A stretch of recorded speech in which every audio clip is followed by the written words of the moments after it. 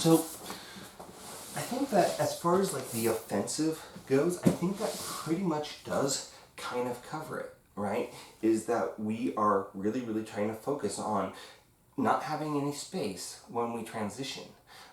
We are responding to what our opponent is doing so that we don't lose the position that we've acquired. And we're taking our time, spending time in those positions, letting our partners try to fight it out, right?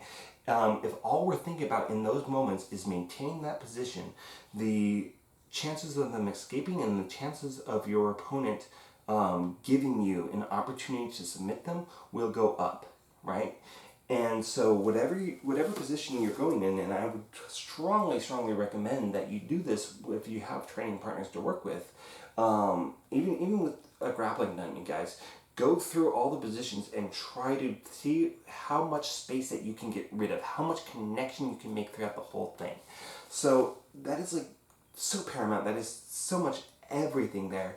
And remember that that being technical will help to make you smooth. Smooth will eventually become fast, but by the time that you get to that, you're not going to feel like you're going fast, right? In fact, a lot of times for me, when I'm rolling now, especially against people who are spazzy and fast, I go half speed. Whatever they're doing, I'm going to match their speed by 50%. I'm not going to meet them at that speed because the thing is I'm just waiting for them to fuck up, right? And they will. They always do. And I find that when I go fast, when I'm intimidated by rolling with a black belt like Kamayu or somebody else, that when if I'm trying to go fast in those moments, then I'm more prone to making mistakes, and that's something that I'm personally trying to work on. So the more tricky an opponent is, the more intense they seem to you, the less speed you want to put on it and the less space you want to give them. Okay? So when we're talking about the defensive, right? So let's say that, I did this thing and I got swept, and now, they're coming into a side control position, right? So I know that my priorities right now, for one, is not to stay on my side as much as possible, right? Anytime that you are stuck on the ground, if you were just here, doing this, guys, I've got nobody on top of me, nobody's trying to control me. This takes a lot of energy, try it, right?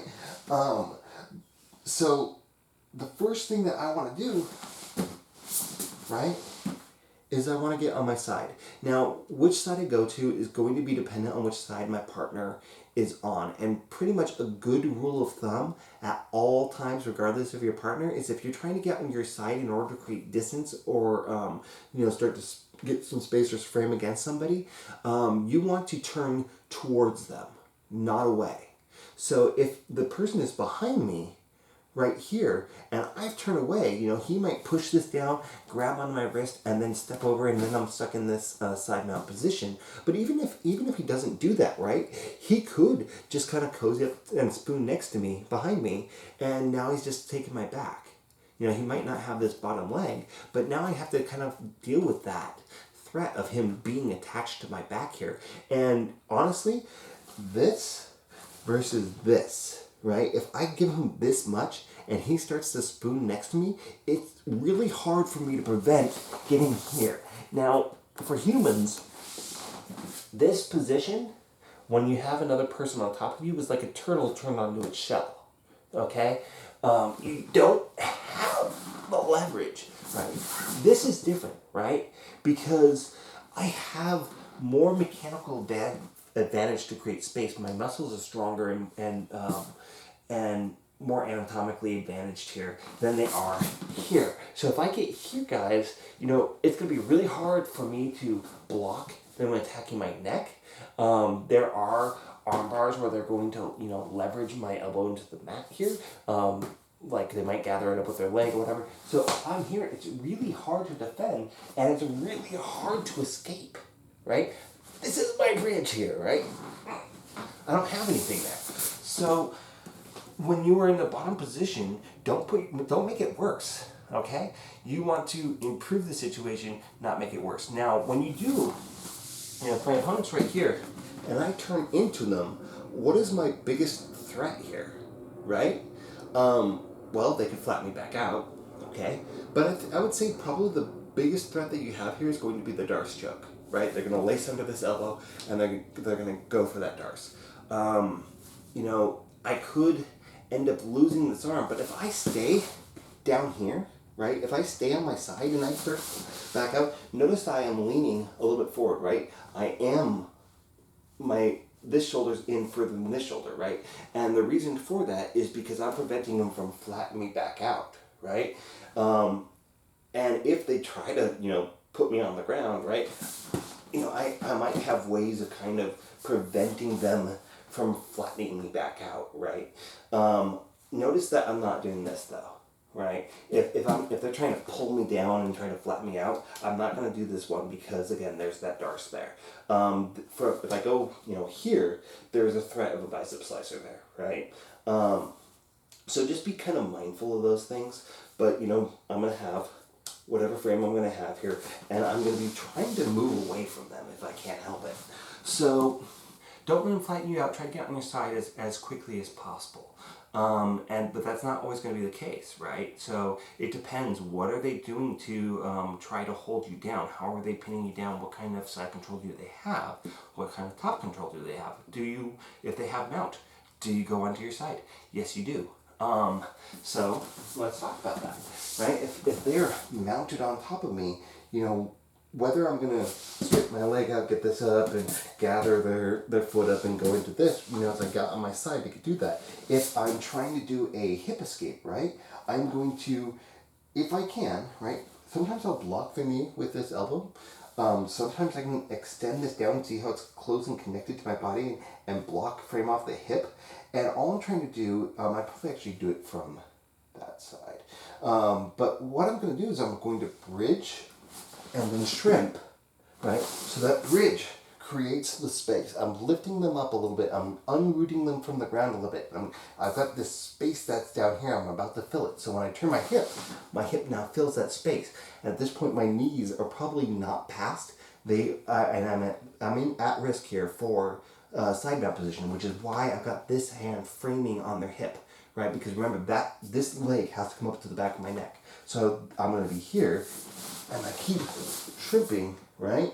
And then I might scooch back under, and I might hook this leg, if I can, and hook their foot here. Now from here, I can hip up and start to take them over by compromising that side and creating that angle. So yes, generally speaking, most mount escapes, with the exception of like the backdoor escape, are going to be ones where you are going to have to get on your side at one point in time or another. The bridge escape, still, you have to be able to get on your side. Granted, you are controlling the arm as you're doing that roll, but you are, these mats need to be cleaned. I apologize, guys. They're a little bit distracting, but yeah, all positions, guys, are going to be better if you are not flat on your back. You want to be mobile on the mats. And so it's not I'm stuck in side control, or I'm stuck in the bottom position, right? It's not that, right? But it's okay, what do I want to do here? And believe me, guys, if you go for a basic technique on me, and you do it ridiculously clean, right? Then there's no way for me to really defend it.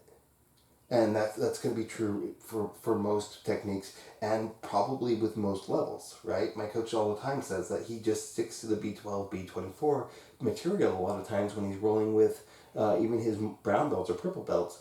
And a lot of times it's like those really simple concepts that you learn from the very get-go that are the ones that actually end up working. And the cleaner you are with those, the more successful you're going to be. So you don't have to be doing crazy ass barrel and bolo shit to actually get somebody, swept or get them to a submission. Really, just, like push the foot down, get on your side, gather the foot up, pinch, roll, picking up that leg, and then getting the underhook, shove down, pull into your lap, take the back, right?